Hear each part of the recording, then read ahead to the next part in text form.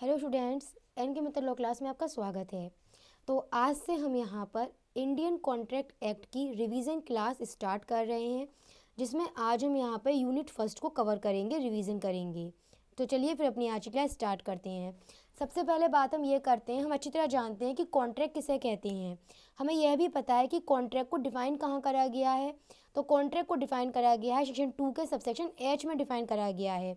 किसे कहते हैं कॉन्ट्रैक्ट? कोई भी ऐसा एग्रीमेंट जो लॉ के द्वारा इन्फोर्सेबल होता है उसे हम कॉन्ट्रैक्ट कहते हैं।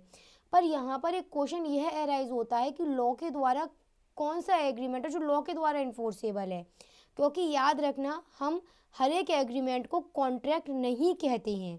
हम किसी भी एग्रीमेंट को कॉन्ट्रैक्ट तभी कहेंगे जब वहाँ पर सेक्शन 10 के सारे रिक्वायरमेंट्स फुलफिल हो रहे होंगे। सेक्शन 10 के रिक्वायरमेंट्स क्या है? पार्टीज़ की फ्री कंसेंट होनी चाहिए।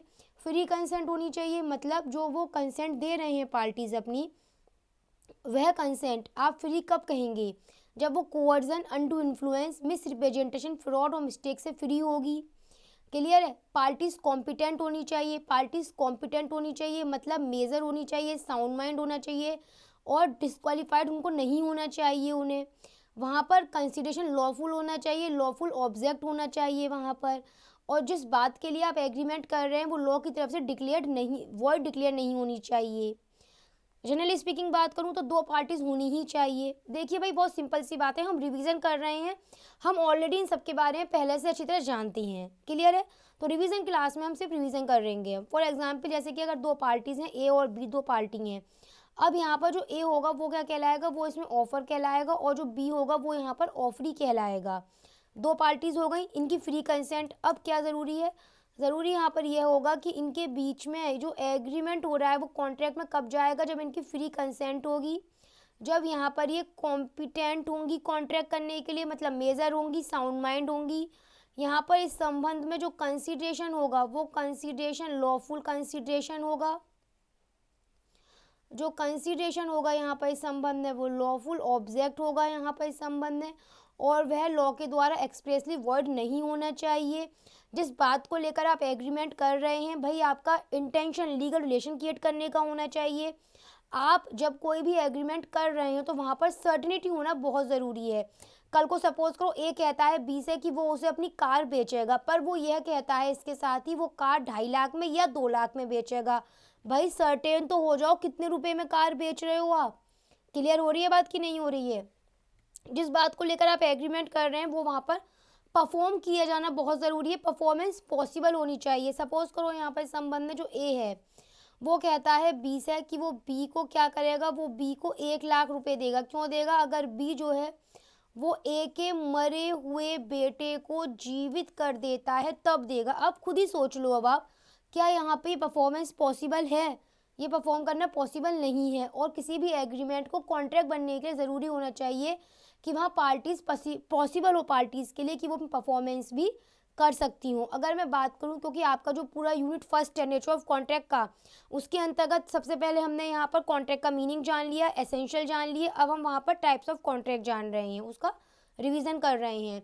तो अगर हम कॉन्ट्रैक्ट के टाइप्स की बात करें तो कॉन्ट्रैक्ट कई तरह से पाए जाते हैं, चाहे वैलिडिटी के बेस पर हो, परफॉर्मेंस के बेस पर हो, फॉर्मेशन के बेस पर हो, किसी के आधार पर भी हो सकते हैं। फॉर एग्जाम्पल अगर हम बात करें तो वैलिडिटी के बेस पर, भाई बहुत सिंपल सी बात है, मैंने अभी आपको एक एग्जाम्पल दिया था ए और बी का, जिसमें मैंने आपको यह बताया था यहाँ पर कि जो ए है वो बी से कहता है कि वो बी को अपनी कार 5 लाख रुपए में बेचना चाहता है। अब हमें ये देखना है कि ये जो एग्रीमेंट बिटवीन ए और बी हो रहा है क्या वो एक वैलिड कॉन्ट्रैक्ट है कि नहीं है। तो बस इतना याद रख लेना, कोई भी ऐसा कॉन्ट्रैक्ट वैलिड कॉन्ट्रैक्ट कहलाता है जिसमें सेक्शन 10 के सारे रिक्वायरमेंट्स फुलफिल हो रहे हैं। मतलब ये कि अगर यहाँ पर दोनों पार्टीज़ की फ्री कंसेंट है, दोनों पार्टीज़ कॉम्पिटेंट हैं, ऑफर एंड ऑफरी, सर्टेनिटी होनी चाहिए, पॉसिबिलिटी होनी चाहिए, यहाँ पर लॉफुल कंसिडरेशन, लॉफुल ऑब्जेक्ट होना चाहिए, इनका इंटेंशन लीगल रिलेशन क्रिएट करने का होना चाहिए, और जो भी मैंने अभी आपको एसेंशियल बताए थे अगर वो सारे एसेंशियल यहाँ पर हैं तो इसका मतलब बहुत क्लियर है कि ये एक वॉइड कॉन्ट्रैक्ट में जाएगा। पर वहीं पर क्वेश्चन अराइज होता है कि वॉइड कॉन्ट्रैक्ट क्या होता है। तो वॉइड कॉन्ट्रैक्ट को रीड करो, उससे पहले आपको पता होना चाहिए what is the meaning of void contract. Define कहाँ करा गया है, सेक्शन 2 के सबसेक्शन जे में डिफाइन कराया गया है वॉइड कॉन्ट्रैक्ट को। बहुत सिंपल है, एक एग्जाम्पल समझ लो आप इसका इस संबंध में। सपोज करो यहाँ पर जो ए है वो बी से एक एग्रीमेंट करता है। ए कौन है, ए यहाँ पर एक पेंटर के रूप में है, और वो बी से प्रॉमिस करता है कि वो एक सर्टेन डे फिक्स कर लेते हैं, उस दिन पर जो ए है वो बी का पिक्चर बनाकर उसको देगा। लेकिन जो दिन इन्होंने तय करा है उस दिन से ठीक पहले यहाँ पर जो ए है वो क्या है, वो मर जाता है यहाँ पर। अब बहुत सिंपल सी बात है, क्या जिस बात को लेकर इनका एग्रीमेंट हुआ था बिटवीन ए और बी, क्या अब उसे पॉसिबल है परफॉर्म करना, क्या वहाँ पर वो इनफोर्सेबल हो सकता है? Of coarsely not. अब वो इम्पॉसिबल, अब वो परफॉर्म नहीं हो सकता है। अब वो वॉइडेबल कॉन्ट्रैक्ट क्या होता है, तो सबसे पहले याद आ जाना चाहिए अब तक आपको कि वॉइडेबल कॉन्ट्रैक्ट सेक्शन 2 के सबसेक्शन आई में डिफाइन करा गया है। वॉइडेबल कॉन्ट्रैक्ट को डिफाइन करने से पहले मैंने हर बार आपसे कहा है एक एग्जाम्पल हमेशा याद रख लेना। फॉर एग्जाम्पल या सपोज करो जैसे कि ए है, उसके पास में एक वॉल क्लॉक है, उस वॉल क्लॉक की कीमत 5,000 रुपये है। बी यहाँ पर इस वॉल क्लॉक को खरीदना चाहता है। बी क्या चाहता है, बी इस वॉल क्लॉक को खरीदना चाहता है, पर ए बेचने को तैयार नहीं है। इसलिए यहाँ पर जो बी है वो इस ए को धमकी देता है कि अगर इस ए ने अपनी वॉल क्लॉक बी को नहीं बेची तो बी ए को हार्म पहुंचाएगा। अब यहाँ पर अगर ए अपनी कंसेंट, अपनी सहमति इस बी को दे भी देता है तो इनके बीच का यह जो एग्रीमेंट है, यह जो कंसेंट रिसीव करी गई है यहाँ पर ए की, वो किस बेस पे की गई है? ऑफ कोर्सली वह कोवर्सन के बेस पे की गई है, डरा धमका कर की गई है। अब डेफिनेशन रीड कर लीजिए आप यहाँ पर। और ऐसा जो एग्रीमेंट होगा वो वॉइडेबल होगा किसके बिहाफ पर? ये मेन बात है, जब भी आप आंसर लिख कर आएंगे इस तरह का एग्जाम्पल से क्लियर करेंगे एट द ऑप्शन ऑफ, किसके बिहाफ पर, किसकी कंसेंट ली गई है डरा धमका के? आंसर कर दीजिए मुझे, at the option of A. अब डेफिनेशन रीड कर लीजिए जल्दी से। Agreement which is enforceable by law at the option of one or more of parties but not at the option of others is voidable contract. Illegal agreement क्या होता है? सबसे अच्छा एग्जाम्पल आपको मिल जाएगा इसमें सेक्शन 23 के तहत। बहुत सिंपल एग्जाम्पल की बात कर रहे हैं। ए कह रहा है कि वो 10 लाख रुपए देगा। किसको देगा वो 10 लाख रुपए? ए कह रहा है कि ये 10 लाख रुपए वो बी को देगा। क्यों देगा? अगर बी ए की गवर्नमेंट सर्विस लगवा देता है, अगर बी ए को नौकरी लगवा देता है, नौकरी दिलवा देता है, तो यहाँ पर वो बी को 10 लाख देगा। ऑफकोर्सली ये जो एग्रीमेंट है वो अगेंस्ट पब्लिक पॉलिसी है, जो कि अपने आप में ही क्या माना जाएगा, जो अपने आप में यहाँ पर वॉइड माना जाएगा। अनइन्फोर्सेबल कॉन्ट्रैक्ट क्या होते हैं? एक बात याद रखिएगा, ऐसे कॉन्ट्रैक्ट जिनमें कुछ टेक्निकल प्रॉब्लम आ जाने की वजह से वो अब इन्फोर्सेबल नहीं हो पा रहे हैं, हम उन्हें अनइन्फोर्सेबल कॉन्ट्रैक्ट कह सकते हैं। जैसे कि बहुत सिंपल की बात है, यहाँ पे सिंपल एग्जाम्पल है, इसी एग्जाम्पल में समझा देते हैं। सपोज करो यहाँ पर जो ए है, इसमें कौन है? ए यहाँ पर एक क्रेडिटर की पोजीशन रखे हुए है। ए ने यहाँ पर 1 जनवरी 2000 को 10 लाख रुपए इस बी को उधार दिए थे 3 महीने के लिए। बी बन गया यहाँ पर डेप्टर, लेकिन यहाँ पर जो बी था उसने 3 महीने बाद भी पैसे नहीं पे करे हैं, वापस नहीं करे हैं। ए के पास में क्या राइट आ जाता है? ऑफकोर्सली ए के पास राइट आ जाता है कि वो बी के अगेंस्ट केस फाइल कर सकता है। अब आपको यहाँ पे याद करना होगा, लिमिटेशन एक्ट दे रखा है, एक 1963 लिमिटेशन एक्ट है, उसके अंतर्गत हर किसी का टाइम पीरियड बताया गया है कि आप कितने समय के भीतर सूट फाइल कर सकते हैं। तो जनरल स्पीकिंग यहाँ पे टाइम पीरियड होता है इस वाले मामलों में 3 साल का। जिस दिन से कॉज ऑफ एक्शन एराइज हुआ है तब से 3 साल के भीतर जो ए है उसके पास राइट है कि वो मुकदमा दाखिल कर सकता है, लेकिन ए ने ऐसा नहीं करा। क्या हो गया? 5 साल बीत गए, ए ने ऐसा नहीं किया। अब यहाँ पर ये कैसा डिफेक्ट आ गया? यहाँ पर एक ये टेक्निकल डिफेक्ट आ चुका है, यहाँ पर हो सकता है लिमिटेशन की वजह से डिफेक्ट आ चुका है यहाँ पर। अब यहाँ पर जो ए है वो अपने इस कॉन्ट्रैक्ट को इन्फोर्सेबल नहीं करवा सकता, इसीलिए हमने इसको अनइन्फोर्सेबल कॉन्ट्रैक्ट कहा है। एक्सप्रेस कॉन्ट्रैक्ट क्या होता है भाई? बहुत सिंपल सी बात है, आपको कोई एग्रीमेंट करना है पार्टीज को आपस में, तो आप एक दूसरे से बाय वर्ड्स या फिर लिखित रूप में बाय रिटन बता रहे हैं, तो इस तरह का कॉन्ट्रैक्ट क्या है? एक्सप्रेस कॉन्ट्रैक्ट हो गया। इम्प्लाइड कॉन्ट्रैक्ट किसे कहते हैं भाई? बहुत सिंपल सी बात है। हम कहीं बाहर गए, ठीक है, एक एग्जाम्पल बताते हैं। हम कहीं बाहर गए, हम बाई ट्रेन वहाँ से आए हैं।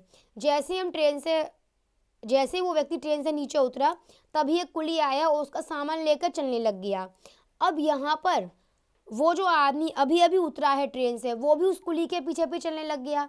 तो इनके बीच में क्या किसी ने कोई वर्ड्स यूज़ करे? क्या किसी ने कुछ रिटर्न वर्ड हुआ? नहीं। कुली ने उसका सामान लिया और वो आदमी उसके संग चलने लग गया। तो एक इम्प्लाइड कॉन्ट्रैक्ट वहाँ दर्शित हो गया। इम्प्लाइड कॉन्ट्रैक्ट कैसे बनता है? जो कि आपके व्यवहार से प्रदर्शित होता है, बाई कॉन्ट्रैक्ट प्रदर्शित होता है। ई कॉन्ट्रैक्ट के बारे में आज हम सभी जानते हैं, ऑनलाइन ट्रांजेक्शन के माध्यम से जो होते हैं। अगर हम बात करें आगे जाके क्वासी कॉन्ट्रैक्ट किसे कहते हैं, तो या आपने क्वासी कॉन्ट्रैक्ट का पूरा कंप्लीट एक लेसन आपके सामने आया है, आपके उसमें कोर्स में है। क्वासी कॉन्ट्रैक्ट अच्छी तरह बताया गया है। क्वासी कॉन्ट्रैक्ट का जो मेन प्रिंसिपल है, जो क्वासी कॉन्ट्रैक्ट का मेन रूल है, वो बेस करता है unjust enrichment of one person at the cost of another. अच्छी तरह से आपको याद होना चाहिए इस संबंध में जो नियम है। नियम क्या कहता है यहाँ पर? अगर इस संबंध में जो ए है, ए कौन, चलिए मैं बता एग्जाम्पल क्रिएट कर देती हूँ फिर से। यहाँ पर सपोज करो जो ए है वो एक क्रिएटर है, उसने यहाँ पर बी और सी इन दोनों को 10-10 हज़ार रुपये उधार दे रखे थे।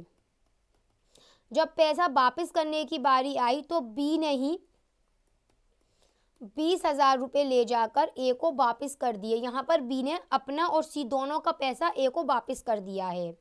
यहाँ पर जो सी है वो इस बात को नहीं जानता और उसने भी बाय मिस्टेक आकर ए को पैसा 10,000 रुपये और दे दिए हैं। अब ऐसी कंडीशन में ए के ऊपर क्या ड्यूटी अराइज हो जाती है? आप खुद समझदार हैं, आंसर कर दीजिए।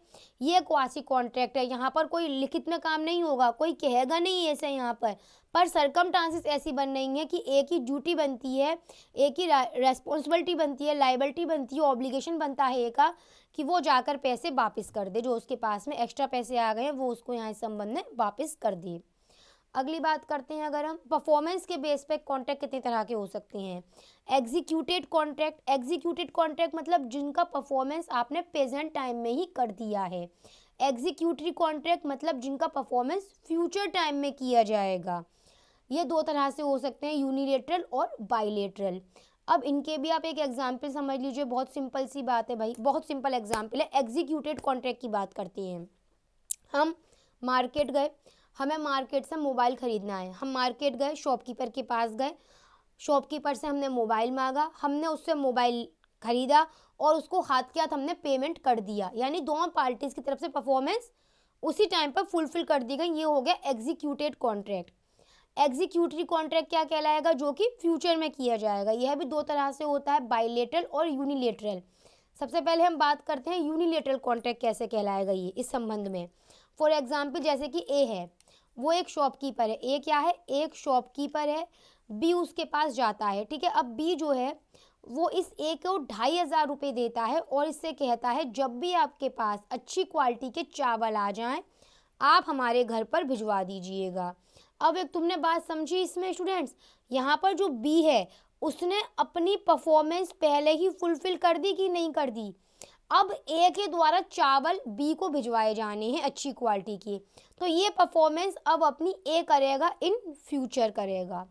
बाइलेटरल दोनों तरफ से बात फ्यूचर में ही चली जाएगी। कैसे मतलब? ए और बी एग्रीमेंट करते हैं कि ए अपनी कार बी को 5 लाख में बेचेगा, लेकिन वो यह भी तय करते हैं दोनों पार्टीज कि आज की तारीख से 3 महीने के बाद में हम इस एग्रीमेंट को एग्जीक्यूट करेंगे। मतलब आज की तारीख से 3 महीने बाद ए कार डिलीवर करेगा और बी उसको पैसे पेमेंट करेगा। क्लियर है? इसे हम कहेंगे एग्जीक्यूटरी बाइलेटरल। क्लियर है? यस। चलिए अब हम बात करते हैं, रिवीजन हो रहा है नेचर ऑफ आपका रिवीजन हो रहा है यूनिट फर्स्ट का, तो उसके अंतर्गत आपका इसमें ऑफर भी आता है। ऑफर को कहाँ डिफाइन करा गया है? ऑफर को डिफाइन करा गया है सेक्शन 2 के सबसेक्शन ए में डिफाइन करा गया है। बहुत सिंपल परिभाषा है। पहले परिभाषा उससे पहले भी एग्जाम्पल एक। ए जो है वो यह कह रहा है कि वो अपना स्कूटर बी को बेचना चाहता है। कितने में? 75,000 रुपीज़ में वो अपना स्कूटर बी को बेचना चाहता है।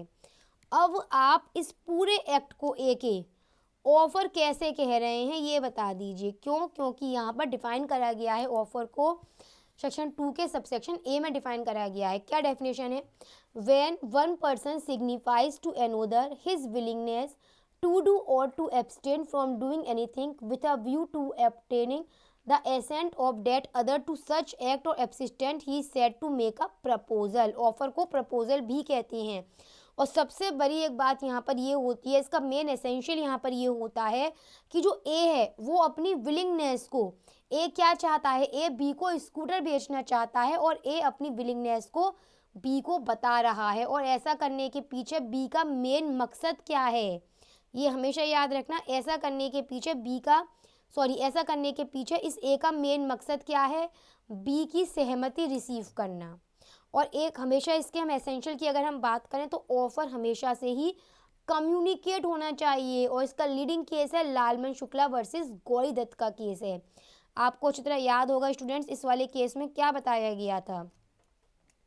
मोस्ट इंपॉर्टेंट केस है, मैं फिर से रिवीजन बता देती हूँ यहाँ पर बहुत सिंपल तरीके से। एक मास्टर है यहाँ पर और उसका एक सर्वेंट है। मास्टर के पास एक नेव्यू होता है। किसी दिन ये उसका नेव्यू खो जाता है, इसलिए ये मास्टर जो है जनरल स्पीकिंग अपने सर्वेंट से कहता है कि आप जाइए और हमारे नेव्यू को ढूंढ के लेकर आइए। अब यहाँ पर इस संबंध में जो ये सर्वेंट है वो अपने काम पे चला गया इस संबंध में बच्चे को खोजने के लिए। उसके जाने के बाद में इस मास्टर ने ये अनाउंसमेंट किया, ये ऑफ़र बनाया कि जो कोई भी इसके उस बच्चे को नेव्यू को ढूंढ के लेकर आएगा यह उसको एक certain prize money as a reward में देगा, सर्टेन प्राइस मनी देगा उसे। सर्वेंट जो है जिस वक्त वो बच्चे को ढूंढ के वापस लाया, उसने बच्चे को प्राप्त कर लिया उसके नेव्यू को और वापस लेकर आ गया। जब वो वापस लेकर आ गया है सर्वेंट, उसके बाद उसे पता चला है ऐसे कोई प्राइस मनी के बारे में, उसके बाद उसने जाना है।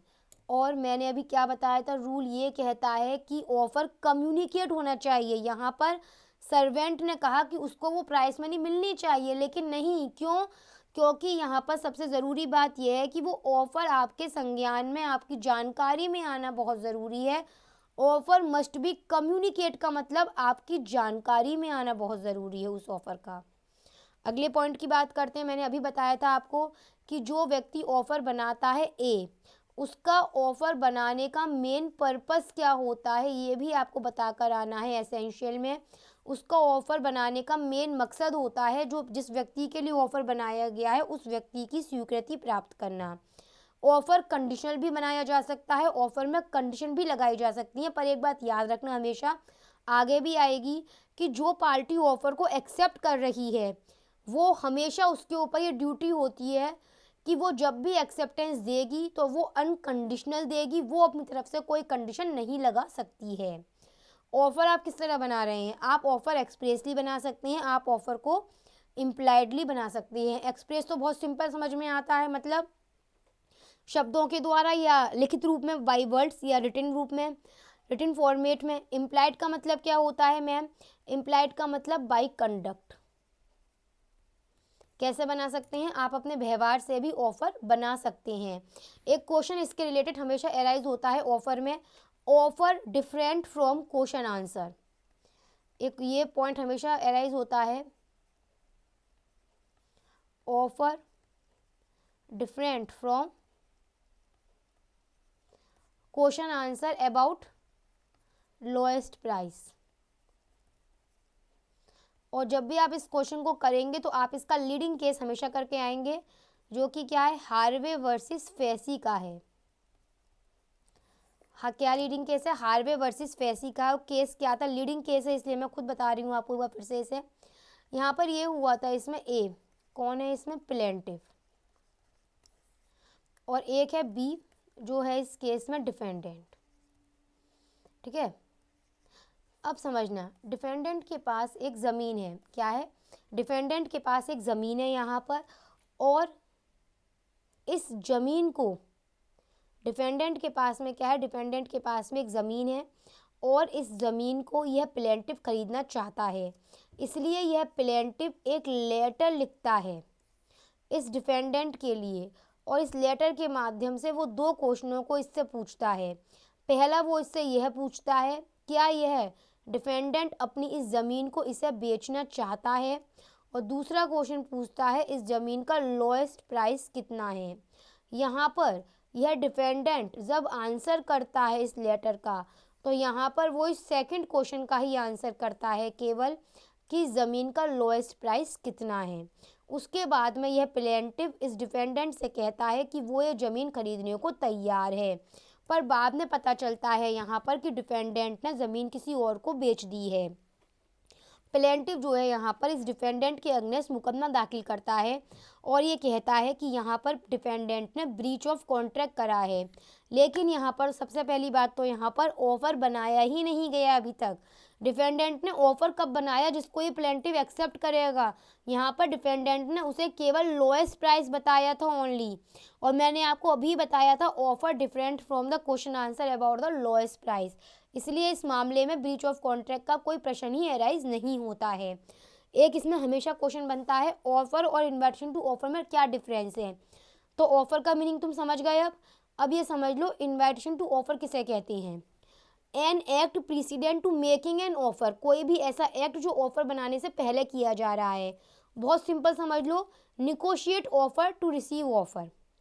अब हम बात करने जा रहे हैं ऑफर भी कई तरह से हो सकते हैं। अभी हमने जाना था कॉन्ट्रैक्ट कितने तरह के होते हैं, अब हम जानेंगे ऑफर कितने तरह के होते हैं। और देखो एक बात समझ लेना, आज के ही लेसन में कितने सारे लीडिंग केस आपको मिल गए जानने के लिए। अब यहाँ इस संबंध में आता जनरल ऑफर किसे कहते हैं।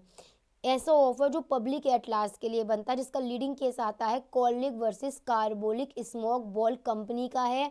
और मैं कई बार कह चुकी हूँ, बार बार कहती हूँ, ये जो लीडिंग केस आते हैं जितने भी, इनको बहुत अच्छी तरह से याद कर लेना विथ फैक्ट्स। आपका थ्योरेटिकल पेपर होता है इसमें, ये अच्छी तरह याद कर लेना, आपके लिए बेनिफिशियल रहेगा। स्पेसिफिक ऑफर किसे कहते हैं, जो स्पेसिफिक ऑफर किसे कहते हैं जो कि एक पार्टिकुलर पर्सन के लिए बनाया जाता है। क्रॉस ऑफर किसे कहते हैं, ये क्रॉस ऑफर की पहले डेफिनेशन रीड करो। Exchange identical offer in ignorance at the time of each other offer. भाई बहुत सिंपल सी बात है, ए ने ऑफर बनाया कि वो अपनी कार बी को बेचना चाहता है, ठीक है। उसी टाइम पर, जिस टाइम पर ए ने ऑफर बनाया, उसी टाइम पर बी ने ऑफर बनाया ए के लिए। क्या ए अपनी कार बी को बेचना चाहता है? क्लियर है। एक ही टाइम पे मतलब ऑफर बनाए जा रहे हो, दोनों पार्टी इस बात को नहीं जानती हैं, ये आपस में क्या होगा, ऑफर क्रॉस कर गए, इसे हम कहते हैं क्रॉस ऑफर। काउंटर ऑफर किसे कहते हैं, rejection of offer, modification, conditional acceptance. A ने ऑफर बनाया बी को कार बेचने का 5 लाख रुपए में। यहाँ पर बी ने क्या कहा, बी ने कहा उसे एक्सेप्ट है, पर वो 5 लाख में नहीं, केवल 4 लाख रुपए में ही गाड़ी खरीदना चाहता है। यहाँ पर बी के ऐसा कहते ही जो ऑफर ए ने बनाया था वो बन गया रिजेक्शन ऑफर, वो बन गया मॉडिफिकेशन, वो बन गया कंडीशनल एक्सेप्टेंस, और उसे ही कहते हैं काउंटर ऑफर। स्टैंडिंग ऑफर या ओपनिंग ऑफर मतलब जो एक लिमिटेड टाइम पीरियड के लिए ही बनाए जाते हैं।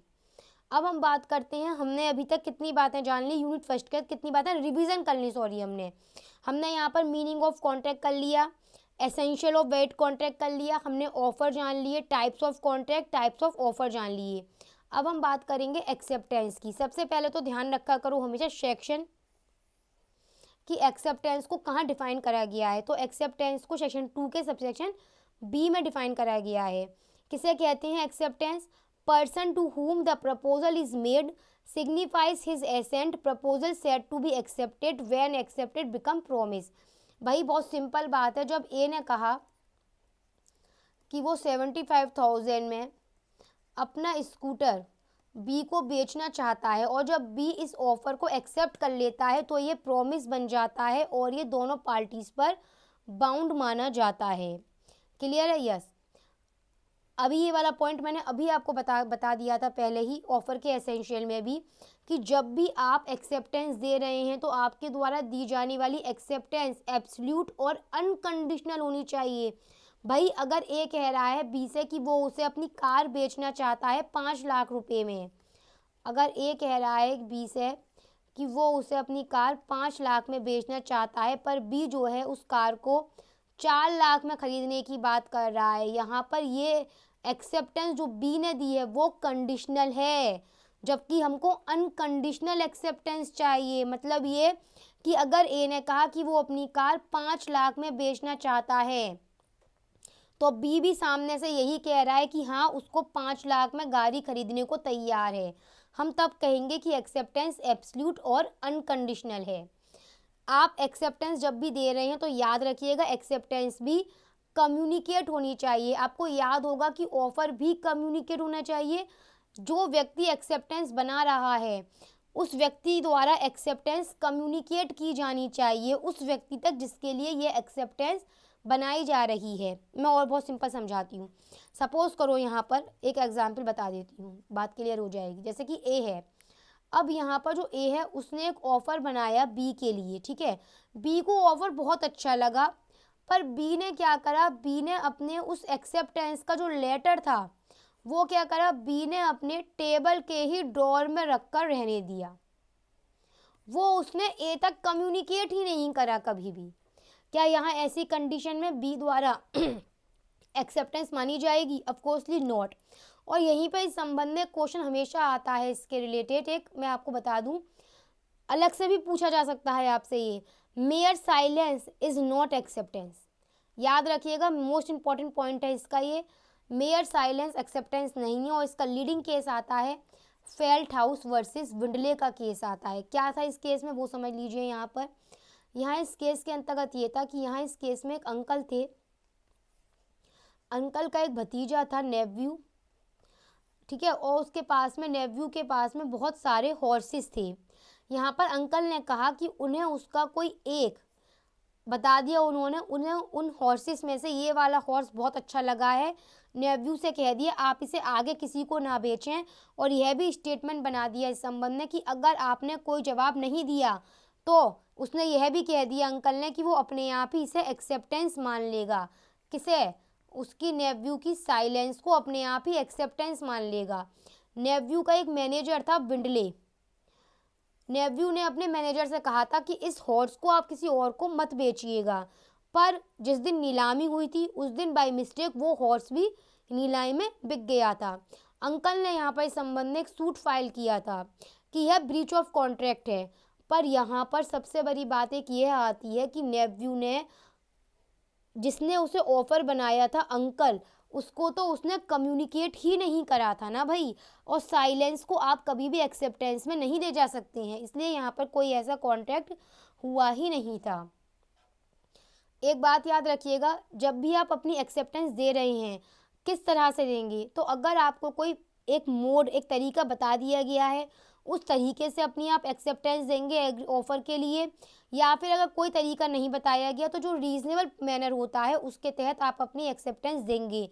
और एक क्वेश्चन अराइज होता है कितने टाइम के भीतर एक्सेप्टेंस दी जानी चाहिए, और एक क्वेश्चन अराइज होता है कि कितने टाइम के भीतर एक्सेप्टेंस दी जानी चाहिए। तो जो रीज़नेबल टाइम होता है उतने टाइम के भीतर एक्सेप्टेंस दी जा सकती है यहाँ पर इस संबंध में। अब हम अपने लास्ट पॉइंट पर चल रहे हैं। अब हम इस संबंध में नेचर ऑफ कॉन्ट्रैक्ट के तहत इसमें बताया गया है कम्युनिकेशन ऑफ ऑफर एक्सेप्टेंस कब कंप्लीट होता है। तो ये प्रॉब्लम बेस्ड क्वेश्चन में सबसे ज़्यादा पूछा जाता है इस संबंध में। ये तो एक चार्ट बना रखा है मैंने आपके सामने, उसी को लेकर चलते हैं। चार्ट में क्या है, यहाँ पर जो ए है उसने 11 जनवरी को उसने एक ऑफ़र बनाया था कि वो अपनी चेयर बी को बेचना चाहता है। ये ऑफ़र जो था बी को 12 जनवरी को रिसीव हुआ था। कितने रुपए में? रख लीजिए 5,000 रुपये में बेचना चाहता है। ये ऑफ़र बी को 12 जनवरी को रिसीव हुआ है। इस 12 जनवरी को क्या कंप्लीट हो गया? इस 12 जनवरी को कम्युनिकेशन ऑफ ऑफ़र कंप्लीट हो गया। बी ने यहाँ पर एक काम किया, बी ने अपनी तरफ से लेटर ऑफ एक्सेप्टेंस, बी ने अपनी तरफ से काम किया कि बी ने लेटर ऑफ एक्सेप्टेंस पोस्ट कर दिया है 14 जनवरी 2000 को। ये लेटर ऑफ एक्सेप्टेंस जिस दिन बी ने पोस्ट किया उसी दिन यहाँ पर कम्युनिकेशन ऑफ एक्सेप्टेंस,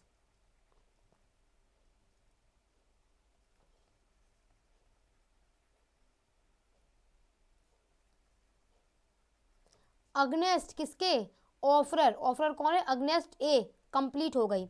और ये लेटर ऑफ एक्सेप्टेंस जो है वो ए को रिसीव हुआ है 16 जनवरी 2000 को।